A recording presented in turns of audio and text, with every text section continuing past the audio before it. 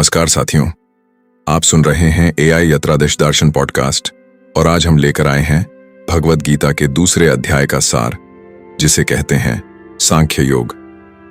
कुरुक्षेत्र की रणभूमि में खड़ा अर्जुन अब भी गहरे संकट में है। उसका मन विचलित है। वो कहता है, हे कृष्ण, मैं अपने संबंधियों को कैसे मारूं? मैं युद्ध नहीं कर सकता। तब श्री कृष्ण उसे जिस ज्ञान से जागृत करते हैं वही इस अध्याय की आत्मा है। मुख्य विषय आत्मा का ज्ञान। भगवान श्री कृष्ण कहते हैं, न आत्मा का जन्म होता है न उसकी मृत्यु। आत्मा न जल सकती है न कट सकती है, वह अविनाशी है। यहां श्री कृष्ण समझाते हैं कि शरीर नश्वर है लेकिन आत्मा शाश्वत है।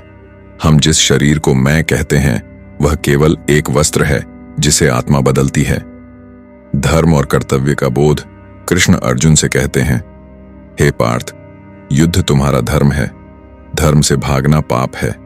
इसका अर्थ है हमें अपने जीवन में जो भूमिका मिली है उस भूमिका को निभाना ही सच्चा कर्म है। कर्तव्य से पीछे हटना अधर्म है, चाहे परिस्थिति कैसी भी हो। कर्म योग का बीज श्री कृष्ण इस अध्याय में एक गूढ़ और गहरा संदेश देते हैं। कर्मण्येवाधिकारस्ते मा फलेषु कदाचन। तुम्हारा अधिकार केवल कर्म करने में है, फल में नहीं। यही कर्म योग का मूल है। हम अपने कर्म को पूरी निष्ठा से करें लेकिन उसके परिणाम की चिंता न करें। स्थित प्रज्ञ का लक्षण श्री कृष्ण कहते हैं, जो सुख दुख, लाभ हानि, जय पराजय में सम रहता है वही ज्ञानी है, वही स्थित प्रज्ञ है।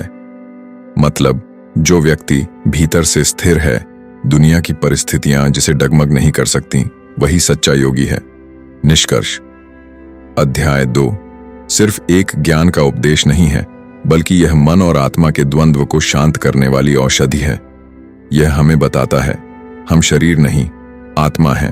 मृत्यु अंत नहीं, परिवर्तन है। कर्म करते जाओ, फल भगवान पर छोड़ दो। कर्तव्य से भागना धर्म नहीं, स्थिर चित्त ही सच्ची बुद्धिमत्ता है। आइए जीवन में गीता के इस ज्ञान को उतारें।